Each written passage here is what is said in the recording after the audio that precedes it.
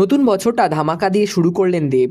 এক তো 2025 সালের প্রথম দিনেই নিজের পরের সিনেমা রঘু ডাকাতের ঘোষণা করে ফেলেছেন, সঙ্গে খাদান নিয়ে এক প্রকার মারামারি বক্স অফিসে। বুক মাই শো জানিয়ে দিল 1 ঘন্টায় দেবের ছবি 2000 টিকিট বিক্রি হয়েছে, যা এর আগে কোনো বাংলা সিনেমার ক্ষেত্রে হয়নি। আশা রাখা হচ্ছে দ্বিতীয় বুধবার এসেও 1 কোটির কাছাকাছি সংগ্রহ দিয়ে দাঁড়াবে।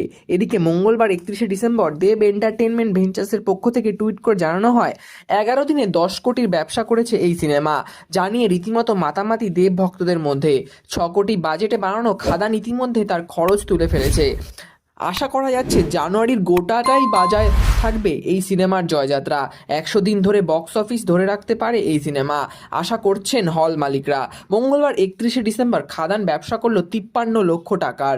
দ্বিতীয় সপ্তাহে এসে যেখানে বেশিরভাগ বাংলা সিনেমার আয় কমতে থাকে, সেখানে দেবের এই কমার্শিয়াল সিনেমা দ্বিতীয় শুক্রবার ঘরে তোলে 45 লাখ। এরপর শনিবার 58 লাখ, রবিবার 87 লাখ, সোমবার 42 লাখ ও মঙ্গলবার বর্ষবরণের রাতে আয় হলো 53 লাখ।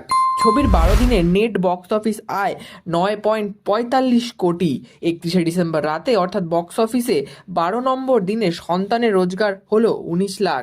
আর তা মিলিয়ে মোট আয় গিয়ে দাঁড়ালো 2.37 কোটি। ফ্যামিলি ড্রামার ক্ষেত্রে যা বেশ ভালোই বলা চলে। বর্তমানে 2024 সালের আয়ের ভিত্তিতে 5 নম্বরে সন্তান।